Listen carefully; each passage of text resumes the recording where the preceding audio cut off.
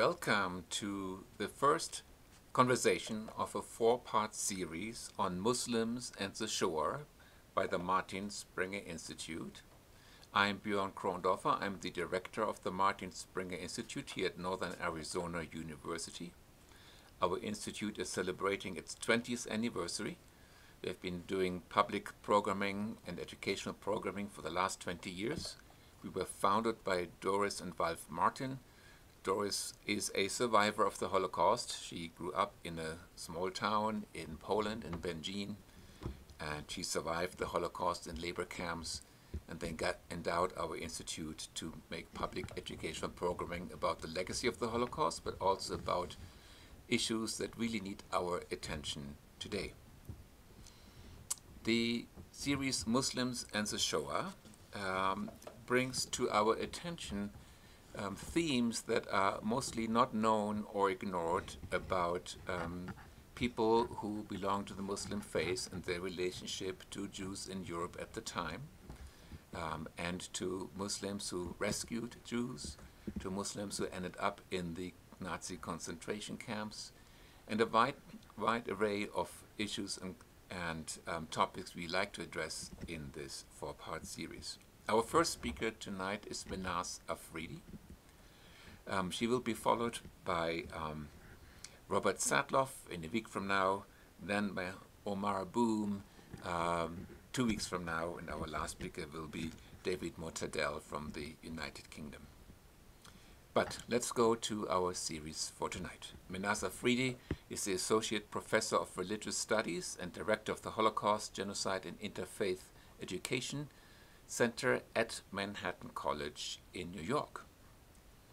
Mehnaz teaches courses on Islam, the Holocaust, on genocide, on comparative religion, and on feminism.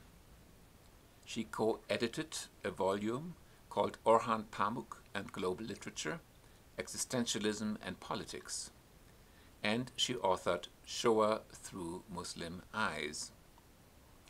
This book was nominated for the Vashem International Book Prize for Holocaust Research and the Jacob Schnitzer Book Award.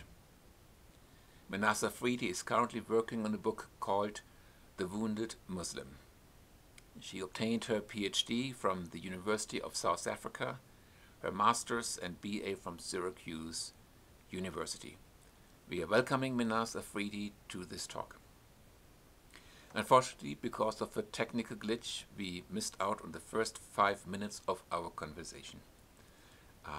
But what I asked her in my conversation with Mehnaz was to answer for our audience and attendees how she, as a woman born in Pakistan, as a Muslim, is now teaching at a college that is actually a Catholic college in New York.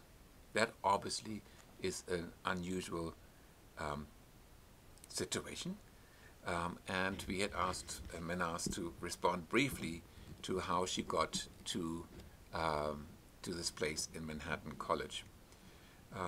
She did mention in her opening remarks that it was really at the university here in the United States where she began really studying seriously the Holocaust and anti-Semitism, to take it seriously, to realize what Islam and Muslims may not always fully acknowledge or know about Jews, Judaism, and the devastating impact of the Holocaust. Followed by one of her professors arranging for her a visit to Israel and to Yad Vashem, and then coming back and really beginning to dedicate her scholarly interest and her ethical activities on bringing together Muslims and Jews and having both of them understand each other better around topics of Islamophobia and anti-Semitism. We're now cutting into her talk when she responds to how it happened that the Catholic Manhattan College in New York actually offered her this position as the director of the Holocaust, Genocide and Interfaith Education Center. Welcome again and enjoy this talk. it was a job that it was, and the department told me they were against the job because they said there's no way we're going to find someone like this. But the administration said this is all we can do in terms of a line, a tenure track line. And here I was. My college is a Lasallian Catholic college. It dates back from 1853. It's based on Jean-Baptiste de La Salle, who was French, and he gave up his priesthood for social justice and to educate all poor children. So I love where I'm at. Being a Lasallian is something very proud for me. And we believe in human dignity, we believe in social justice, we believe in excellence in education. I've been very welcomed by the brothers, very welcomed by the Catholic tradition, and I'd say nationwide that I'm also Lasallian because for me that comes from my heart. And I think that the programs that we do at the college and the support that they give me in terms of even the interfaith work I've done and the programs I've done in the community with Jews, Christians, Muslims, has been incredible. It might seem weird, but you know, Catholicism is not so different from Muslims. My mother, when she was growing up, went to a Catholic school in her own country. We are very used to colonization and Christianity, especially as Muslims, because we live so intimately with that. And what's interesting about Catholic schools in the United States is that a lot of Muslims send their kids to these schools, thinking that their values are kind of similar. So it's not an uncomfortable place to be at all. No. Thank you. For Mehnaz, you know this, I know this. For many people, when they hear the combination of Islam or Muslims and the Holocaust and Shoah, there's kind of a blank stare. It's like, how do these things relate to each other? Some of us may know or have heard of AlHusseini, the Mufti of Jerusalem from 1921 to 1948, who stands accused for allying himself with the Nazi Germany, with Hitler. He stands accused of that. He had contact with Heinrich Himmler at the time. But beyond that, very little is known why this should even be a topic. So if you can help us understand what some of the connecting points are between Muslims and the Holocaust and why this is important. Sure. Let me just start with the Mufti for a second. You know, I think it's interesting. I teach as an adjunct at Gratz College, so I'm doing a doctoral class on Muslims and the Holocaust. So I had them like Google Islam and Holocaust. I mean, of course, my name came up, but then they saw images of the Mufti, right, sitting with Hitler, and I think that's part of what I want to deconstruct. That this is not the core of how Muslims were involved. Mufti al-Husseini was anti-Semitic, clearly. But he was not the engineer of the Holocaust. And I remember that Netanyahu made this statement a few years ago, which I corrected in media through you can Google it, only because it's not a historical fact. So that's one thing I just want to say about the Mufti, because people always have. And the Mufti and Hitler met once, and he didn't even take a second meeting with him. So that's one thing. Why is it important in terms of the Holocaust? Because the Holocaust happened everywhere. One of the things I argue in my book, in my second chapter, is the Holocaust is unprecedented, not unique, unprecedented. And it's unprecedented because it went everywhere. And it went to North Africa, which was controlled by the Vichy. And so you had camps there, you had concentration camps, and you had people who witnessed the Holocaust in places like North Africa, in Greece. And I think, to me, that was a way of trying to understand a different dimensional memory of both the Holocaust and colonization. So I wanted to expand the field of the Holocaust because I wanted to educate non-Jews about the Holocaust, and especially Muslims and Arabs, and to start to talk about either the rescue stories of Muslims that rescued Jews during the Holocaust, not just in North Africa, but also in places in Paris, became very important to me, or in Albania. But I really, really think that it gives a breadth and a depth to World War II, but also a breadth and a depth to Muslims and Arab narratives about colonization and what actually happened. So I think that is why I think the connection is so important, and why the Holocaust is important is because it was a catastrophe. That's why I call it Shoah for Jews, but it was a catastrophe for humanity. And for me, that is a very important thing and a very important message to give to everybody, that this is not just about Jews, but it's about the world and what were other people doing. At the same time, one has to look at Muslim populations. We know we constantly move and look at the Middle East and the Arab world, but Muslims were living in the Caucasus, right, at that time. They were under communism and fascism themselves. And there are many, many different narratives that talk about Nazis going into Ukraine and killing Muslims because they were also uncircumcised. They were circumcised, thinking they were Jews. There are so many stories about Jews and Muslims that come out of North Africa. There are beautiful stories of cooperation and living together, and their memories and their rituals. That's another way of bridging these stories in terms of how we see the map of World War II, Holocaust, and colonization. So I think this is why I think it's an important bridge. And you know what? It actually is very, very, very interesting that in terms of looking at this work, and some people say, how can you bridge gaps or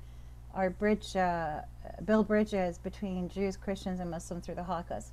Well, I'll tell you how. I've created programs at Manhattan College where I have, I know a lot of survivors. There's a survivor bureaus that's kind of attached, but not so much anymore because of a lot of them have passed away. But I live in Riverdale. Basically, Manhattan is in Riverdale, Manhattan College, and there are a lot of survivors there. So I've matched them up with Catholic students and Muslim students and yeshiva students, and they all work together. There are different ages, different genders, different socioeconomic classes, and they do projects together. So it has been a very interesting way to communicate different history and experiences. I mean, I have African American Muslim students that felt very uncomfortable with some survivors because of the terms. I mean, there's been a lot of very interesting challenges in this kind of work, but I also think that I also teach that there is no Olympics of genocide.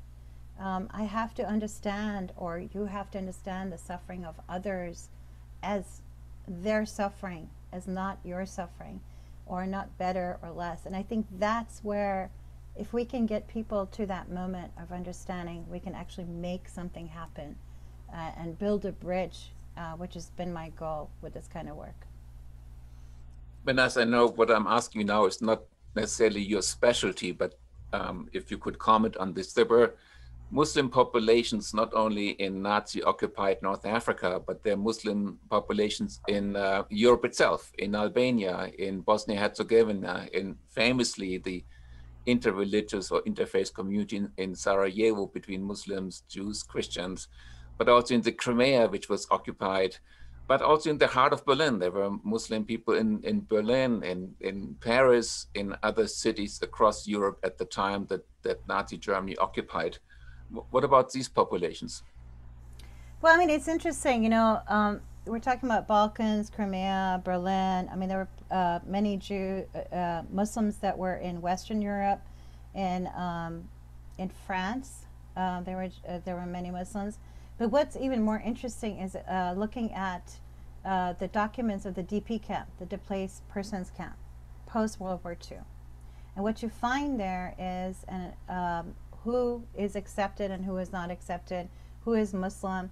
And the way they would identify Muslims is either through being Turkish, Albanian, or just Muslim, or Islam. So you find that a lot of people that were in Germany, a lot of Muslims that were in Germany, were coming from Albania or Turkey. They actually entered Germany sometimes in the midst of World War II, during the Nazi era, and got caught there. They got caught there because they were there for labor, for economy.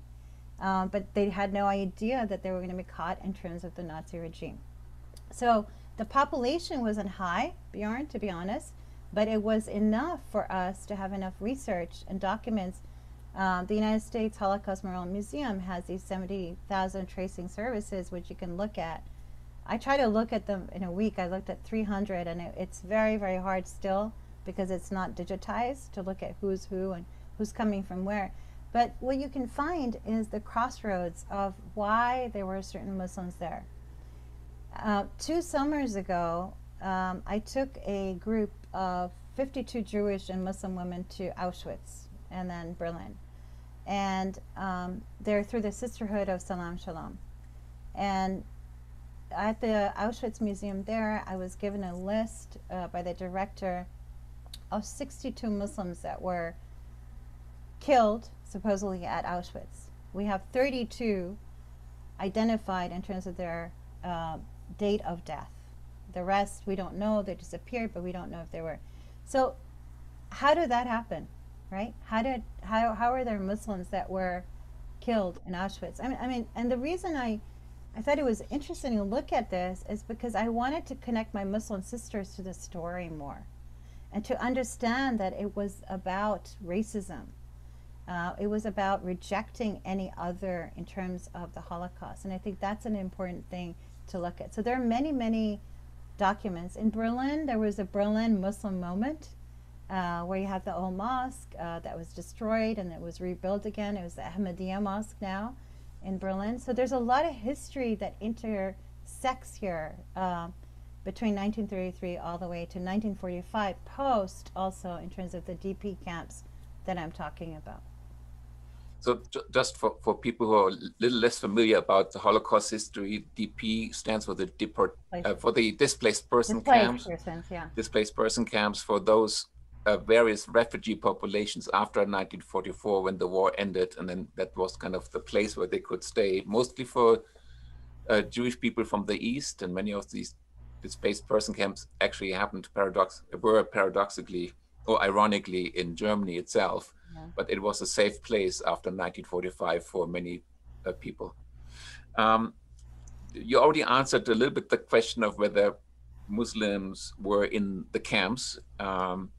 For some people, there is some confusion about the strange term Musulman, which is German for Muslim, which was part of the Lagersprache, the language of the prisoners in the camps. Which seems to denote that there were some prisoners who were Muslims, because that's what Musulman means. But this is not what it's about. For those who have heard this, who are confused about this term, or who want to learn about this term, can you tell us a little bit more about this one? Sure. I mean, I actually discussed this in my book, but I always think of Primo Levi and his work on this, and it's just marvelous kind of understanding, and he brings it out really starkly. So the way I read the term is maybe a little different. I mean, one of the things that, and this is an important term for Jews and Muslims to think about, because Musliman also connotated, somebody who was prostrating, falling, was weak, was seen as almost near to death. I mean, and I kept looking at this term and the translations of this term in German. I kept looking at how it's used. And it was always this kind of weakness, this kind of vulnerability that this term was used in. And then I started to think about it, and I said, of course. Here you are. I mean, you're talking about Muslims in the midst of European Jews in a camp. You're thinking about your stereotype of the Muslim or the Oriental, which is like the pious Muslim bowing down to God, complete submission to God, which is something that we believe in. And I thought it was an interesting term and an interesting question for us to think about, that Jews in camps were actually thinking about the other as the Musliman. And also the one that was weakened in some ways or vulnerable in some ways. And that to me was important. Why? It was important to me because it made me think about how perhaps I could write, and I did do this in my book, about that moment between the European Jew and the Oriental or the Arab image of the Muslim. And it became very, very stark to me that this was part of the imagination. And this is not a judgment in a way, but it's a revelation of sorts. And I think that's the moment that I think Muslimon becomes an important term. Now, my editor, who's my friend, my dear friend, Michael Birnbaum, no, don't say that. I'm against you putting that down. I said, sorry, Michael, I see this as a colonial thing. Okay, fine. I won't say anything. So we had an argument back and forth about this term. And I said, I see it, I read it this way. These are the ways I read it in different texts and how it's used. And maybe you don't see this. So it was a very interesting way to see this described in the camp, or even the term Muslim come up in the camp, especially when you are that vulnerable. And vulnerable is, just a careless word for me to use, but desperate, to the point of complete suffering and watching perhaps that you are next in line to go. And many narratives have talked about that. So that's how I would think about it. But I think it's a very important term, and maybe someone should write a whole book about it. Not me. Maybe Omar. Omar, you should write a book. And you're absolutely right. And for those who didn't catch quite the beginning of that term, what it means, that within the prison population, men who were seen as so weakened that as having given up their will to live, stopped washing themselves, taking care of themselves, or eating, or whatever it was. There were certain symptoms that they thought they recognized among fellow prisoners, that they knew this person would in all likelihood die within the next 5 to 6 days.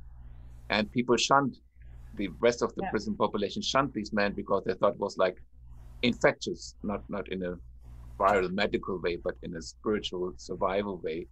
And that's how the term was used. It wasn't used for women. There were different terms for women that had nothing to do with Islam, but that's a different story. Well, thank you for your perspective, because I clearly remember this discussion in your book and your take on this. When it comes to the Holocaust, what do you think Muslims can learn from Holocaust scholars?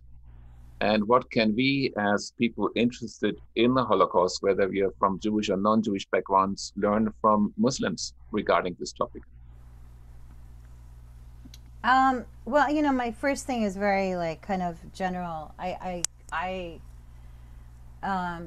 cannot tell you how important it is that Muslims learn about the Holocaust, but also about other genocides. I think that is not done enough in many parts of the world. And I think that Holocaust education, it's starting, when I was in Morocco, we've done a little bit in Pakistan. There's little kind of beeps of it going on, in different parts. But I think, again, for me, the Holocaust is a message about humanity. I'm more like Yehuda Bauer in that message rather than other thinkers that talk about, Holocaust being a message for all humanity. And I think that it also complicates the idea of Jewish immigration to Palestine. It also complicates anti-Semitism, because when you learn about the Holocaust, you don't just learn from 1933 to 1945. You learn about the Jewish tradition. You understand what happened about anti-Semitism, the diaspora before that, the destruction of temples, the kind of deicide that went on until finally the Catholic Church came out in 1964 and said, no, okay, we accept you Muslims and Jews now as believers. There's a lot of very important historical material. And then there is the Jewish solution, which is to kill every single Jew, going all the way to North Africa, even taking Jews that were there on a holiday and bringing them all the way to Auschwitz to murder them. This is just ridiculous kind of behavior. I still cannot sometimes believe the things that I know about the Holocaust, or how expansive it was, how extensive it was. and how the world was involved, right? I mean, we have a whole World War II that happens. It's not as if it just happened in a vacuum. How there was labor involved, how there was material involved.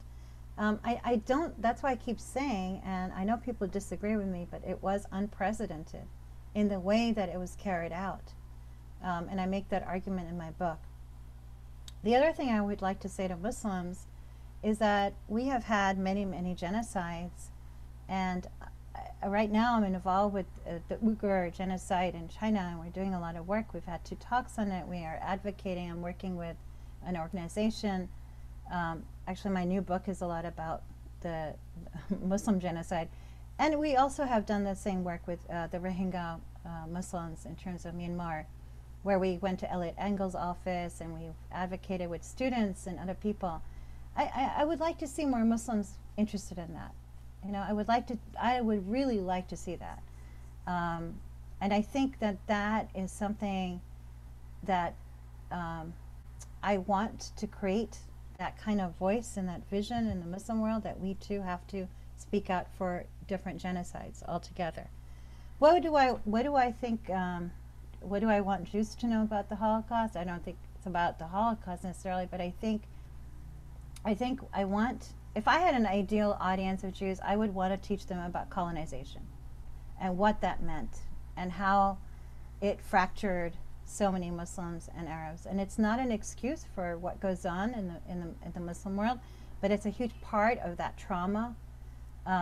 It's almost like, I call it a maze trauma, because I think there's so many traumas that happen post-colonialism, and then you know, different political fractions and what happens in different countries in terms of Islam. So I think for Jews, I would really encourage you to learn about colonization, but also Islam from a good teacher, and not to pick out the verses that are seemingly or are anti-Semitic or are apparently anti-Christian, but to really sort of look at the Quran as a living, sort of breathing, changing, transforming, interpretive text that Jews do so very well with their own sacred texts. I think that would be something I would really, really think.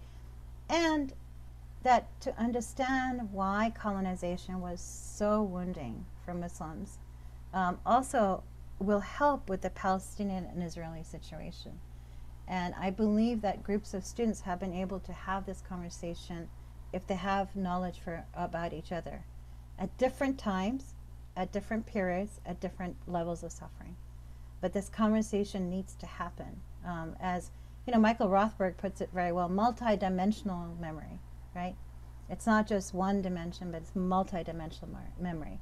And as I would say, for the Muslims, it's kind of a maze trauma for a lot of these countries today. Thank you. The legacy, the history of the Holocaust, the legacy of the Holocaust, the memory of the Holocaust, how does it shape or influence Muslim-Jewish relations today, positively and also negatively? Well, I have a lot of experience with that because of taking, you know, Muslims and Jews to Auschwitz, and you know, and also I want to say, when I've taken groups to Berlin, and what I've done there is not just talk about Jewish history, but also about Muslim history and also contemporary Muslim history, the Islamophobia and things that we've witnessed. So I think what we can learn about the Holocaust and learn about each other's different stages of persecution is how to talk to each other when we're both persecuted in different ways. I think that the Holocaust is something that talks to humanity, but also talks about racism. This racism that has been ongoing, that has, you know, pitted religions against each other, different ethnicities against each other, created constructs of race. I think there's a lot to be learned about how we look at the Holocaust and its effects, but there's also a lot to learn, as you know, Hannah Arendt would say, about the banality of evil, the ordinariness of this and how this can occur, and how we might want to think about this as a problem, not that's out there, but perhaps in here where we live, and we think we are not part of this kind of milieu of either racism or prejudice, but we are all part of it in some ways, and how to be critical of oneself. Most of my Holocaust classes that I teach are religion and Holocaust, but also religion and genocide.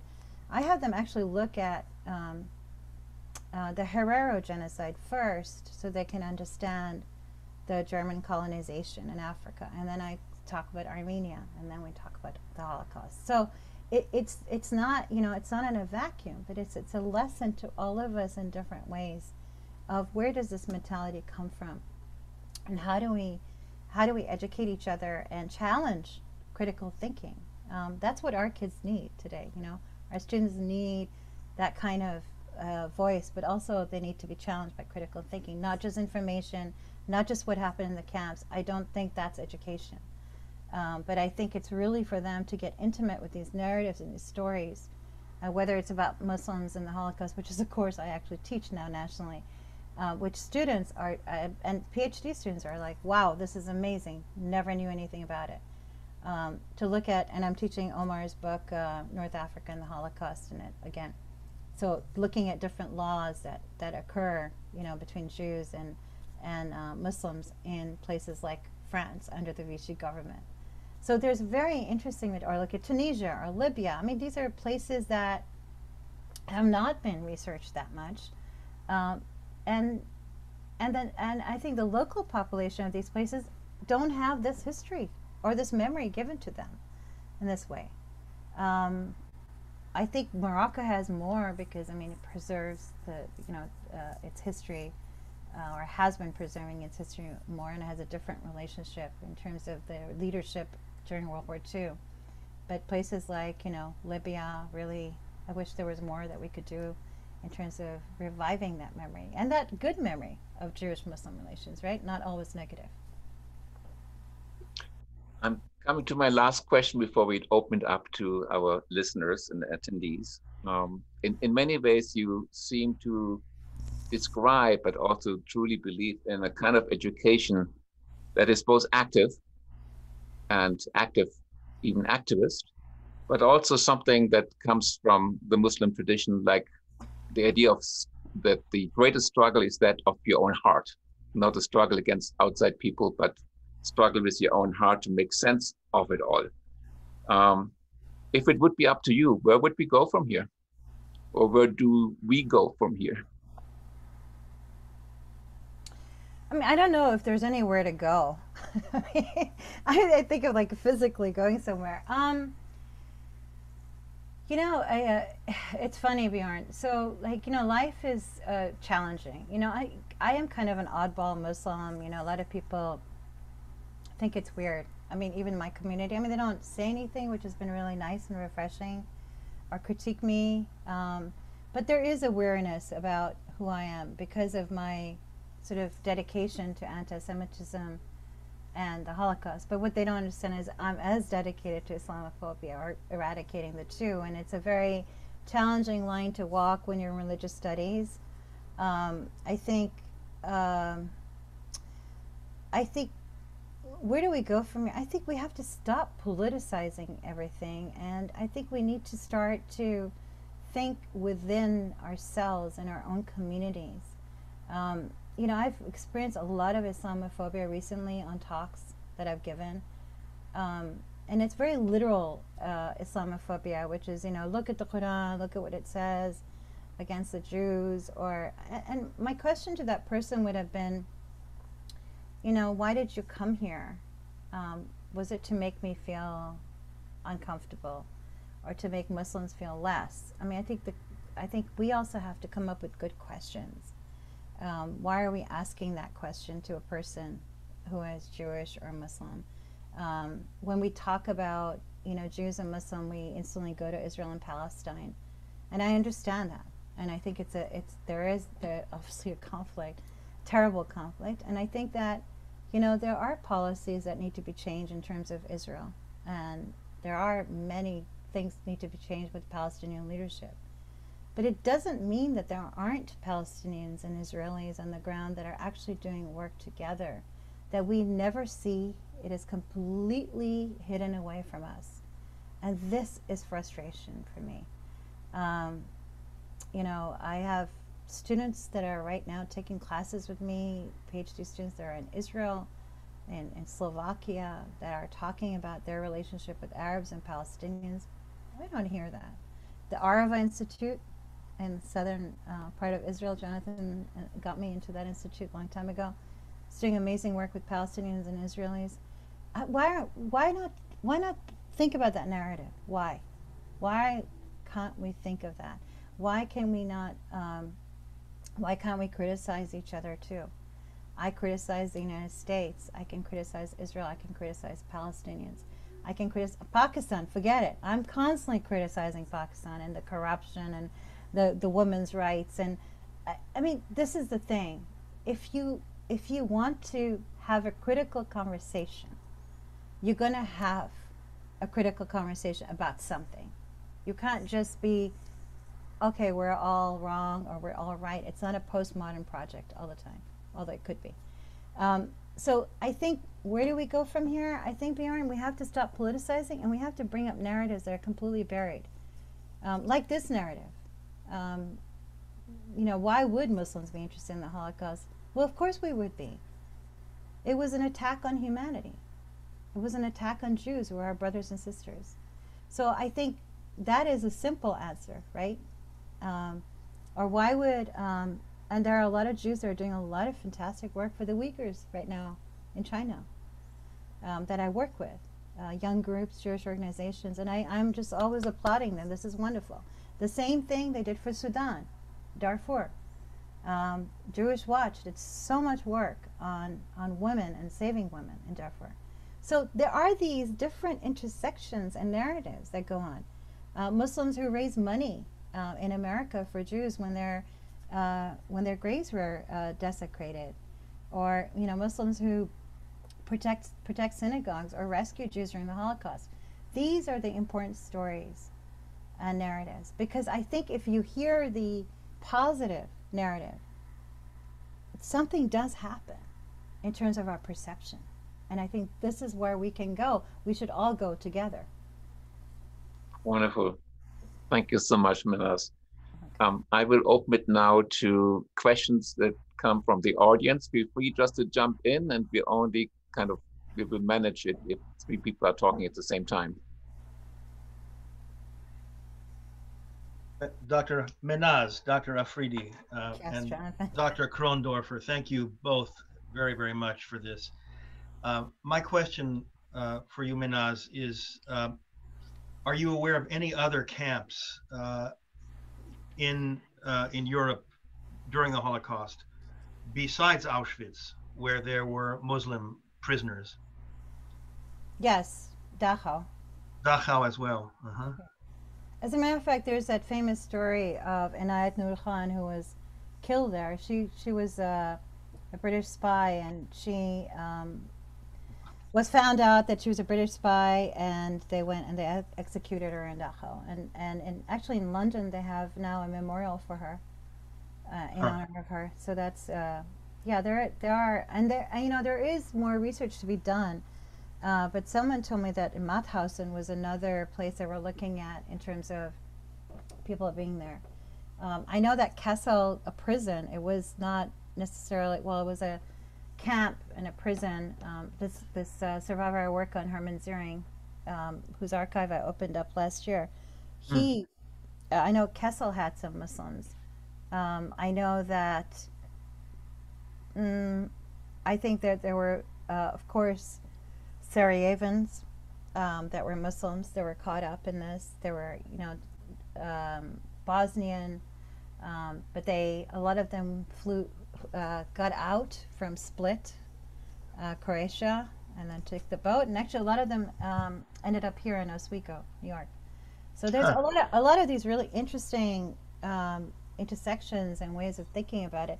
And there were times when there's that wonderful story of the woman from Sarajevo, where, I don't know if you know that story, but her her she's Jewish, and her family was no, she was Muslim with 3 other siblings, and then her family was remembered that the Muslims helped the Jews during World War II, and then when the Bosnian genocide broke out, they did the opposite for the Muslims. So I mean, imagine the generations from 1944 to 1994, Mm-hmm.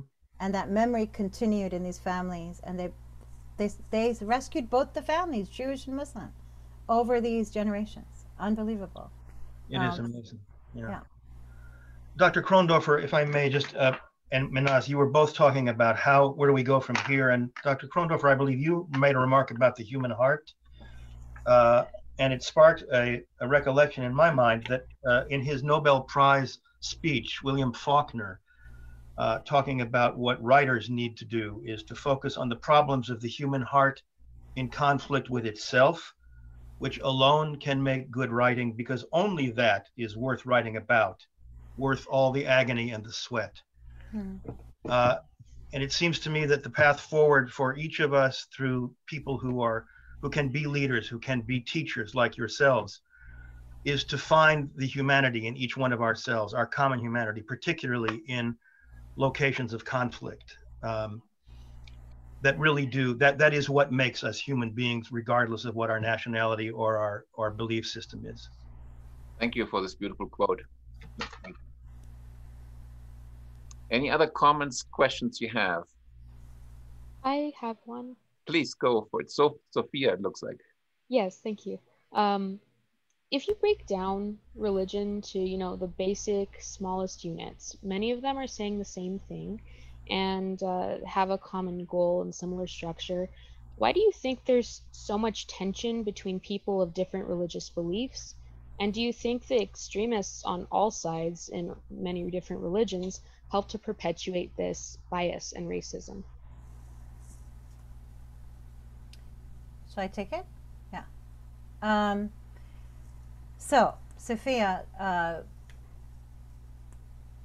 there's I teach a class called Religion and Violence, and I start from Hinduism all the way to Islam and look at different verses or moments or trajectories where religion has been violent. But I also teach the Holocaust, and I'll tell you something. Most ideologies that have killed have been non-religious. If you look at communism, if you look at fascism, if you look at Nazism, if you look at colonialism, none of these are really religious philosophies.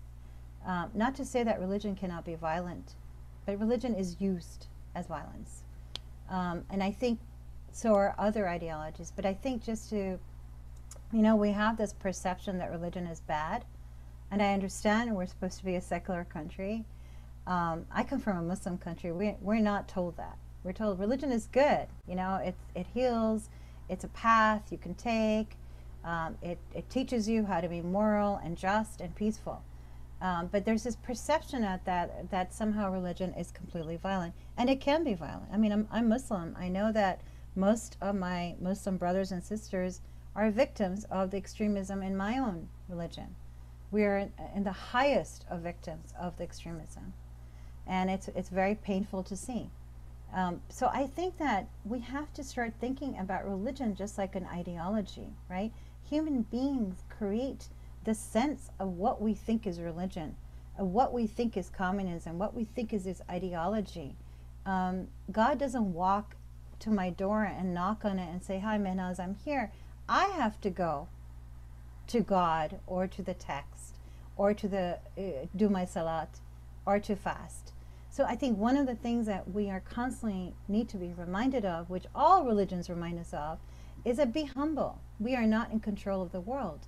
That humility is the cornerstone of all of these wonderful traditions that we study. And that as soon as we start thinking that I control how a woman dresses in my community or what a man drinks in my community, I have lost control, because I've thought that I can control people. So ultimately, that's what I can say about religion, that is treated just like an ideology. And religion is supposed to be, or at least from what I've understood from Islam and Judaism and Christianity and so many other wonderful faiths, because I teach world religions, is that it's really about humility and to stay within one's means and not to become God, and not to become this ideologue in the world that creates this extremism that you refer to. So I hope that helps, Sophia. Thank you. Could I offer a little footnote to that excellent response? A metaphor that influenced me greatly when I read it, decades ago, it seems like, by Houston. I never know how to pronounce his first name. It's not Houston. Houston Smith, the scholar of comparative religion. He said all sort of religions, if you will, in their origin, conception is like bright light, is like white light. But like any prism, history and time is refracted. And as you know, if you know the Newtonian experiment with a prism, which Smith exploits, as the light goes through this light, as human history and human activity goes through this light, it generates the whole spectrum of color. And as you move away from the source of light, the colors get more intense. The purples, the reds, the blues, and all of that intensity is an expression of all of the rituals and practices and diets and dogmas and habits and stories and language. And those become sort of, if you will, almost idolatrous things. And for those within the traditions, if they can understand that all of this beautiful, spectrum of light goes back to a single brilliance, we will have less inter-religious conflict, says Smith. And I share that view. Anyway, that metaphor was, for me, many years ago, a source of real understanding. And I enjoy all the colors, but I hope to recognize the source of all the light. Lovely. Thank you, David. Other questions or comments you'd like to share with our speaker or like you to respond to?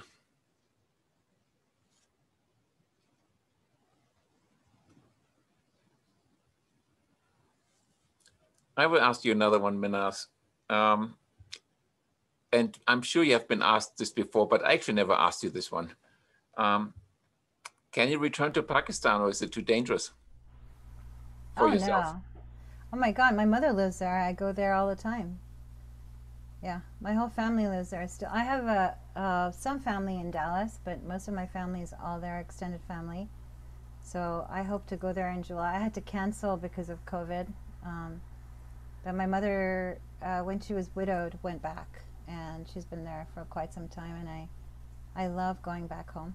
It's wonderful. It's my second home. It's my first, or I guess, two homes.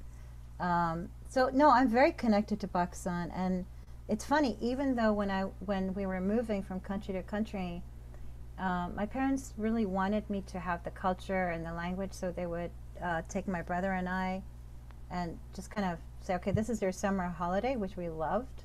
3 months in Pakistan with our cousins running around and doing all kinds of stuff. But it also helped me with my Urdu, which is my native tongue. So that really was empowering for me. But no, Pakistan is, my mother will make jokes like, oh, don't say anything about your work. People won't understand. She worries, but it's not, there's no one, I'm not important enough, Bjorn. You seem important to me. That's the answer. That's the answer.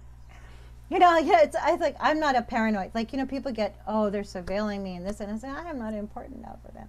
But no, I'm very comfortable in Pakistan. And you know what?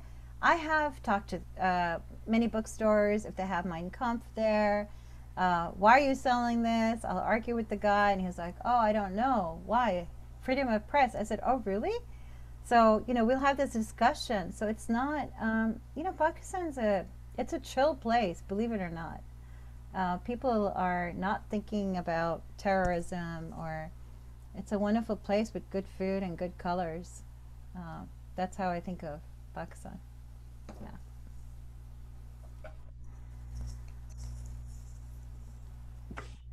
Hey, Bjorn, can I have a few minutes? Please.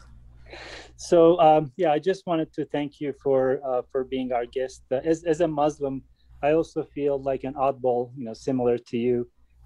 Grew up in Turkey, came to the United States, to LA, and growing up in Turkey with the state mandated, curriculum, I had different thoughts about, Christians, Armenians, and I came and been here for 22 years. So,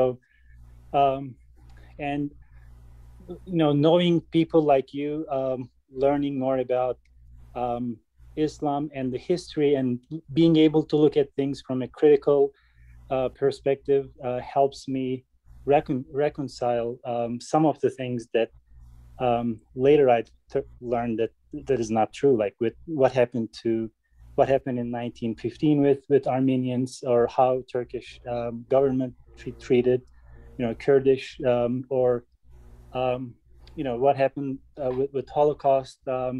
I was able to visit the Holocaust Memorial Museum last year when I was in DC.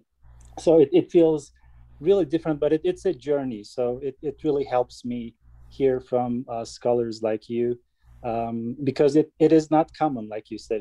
You don't hear it, especially in our own communities. People tend to believe in things and not really open to criticism or different perspectives. So I really wanted to thank you for being here. It means a lot. Thank you so much for being here yourself.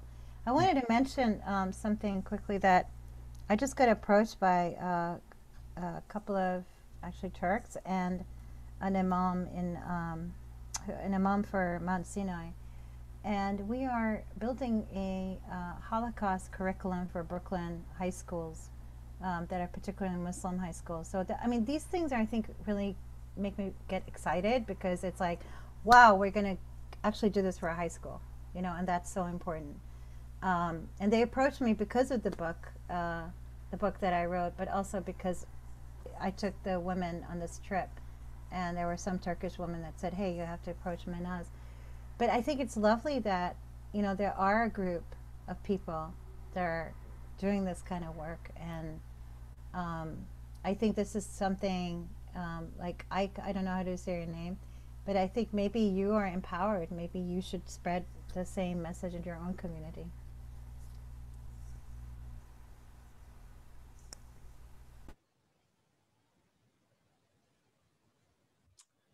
Thank you, Ike Ismail, for your comment, and Mehnaz for your response.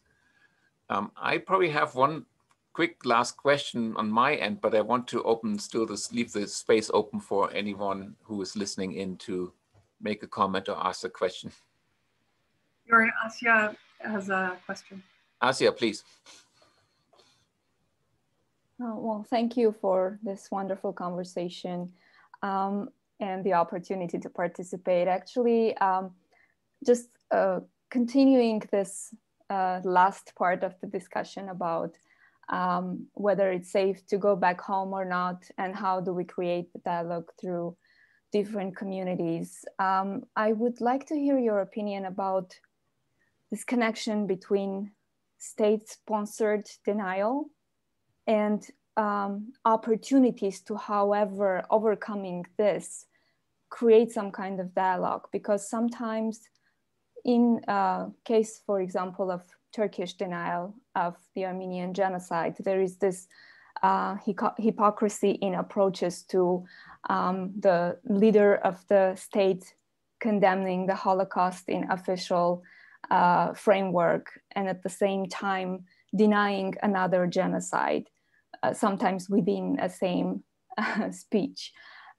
So how do we use, how can we, what kind of platforms can we use? How can we start dialogues in order to be able to sort of see this really, as you mentioned, genocide as a problem of humanity, no matter where it's happening, who are the perpetrators and the victims? You know, it's a tough question because I know so much about Turkey and Armenia. But I think that one of the things about Holocaust denial is, or denial of genocide, is, again, not having the ability and the courage to look at oneself properly. You know, I mean, I think that that is something that the Turkish government needs to deal with. But I also think that if you have an organization that's not necessarily in Turkey but outside that is talking about this and building some awareness and education, and maybe talk about, I mean, you could also call it like Armenian-Turkish dialogue rather than genocide. Start there and then see what happens, because I think you have to be really careful with not excluding too many people, but also including those that you want to talk to, those that are kind of nebulous about what happened in terms of Armenia and Turkey. So I think if you created like a dialogue group, Armenian and Turkish dialogue, that might be, so I don't know. I mean, I don't know what other platform you take. I know the UN has, of course, said that it is a genocide. We're trying to pass in our Congress the Uyghur genocide, although it's been passed in Canada. They did it first. So there's a lot of ways you can do that because it needs some international support, but it also needs support of Turks looking at themselves and saying, oh wow, if the world is saying this, well, maybe there was something going on, right? And that's a way that I think we can learn. But we have to learn from our past mistakes. This is one of the things that the brilliant thinker Brian Stevenson, who wrote the book Just Mercy, he talks about reckoning with the past, right? And he gives Germany as an example, that Germany took down all of its monuments of SS and Nazis, and we in the United States still have trouble taking down Confederate things, right? Or admitting to racism or African enslaved people and lynching. And he's really, really good at making us think about how to get these lessons, you know, in a way in the front so that we don't repeat them again, or we don't have, for the context that I'm talking about, the deep systematic racism that we have today. So they're really important ways that we can think about these things, but it has to be gentle in a courageous way. It has to be a smart, gentle, courageous way to get people into the room to have that conversation. That's the hardest thing. I don't know if I helped, Asia.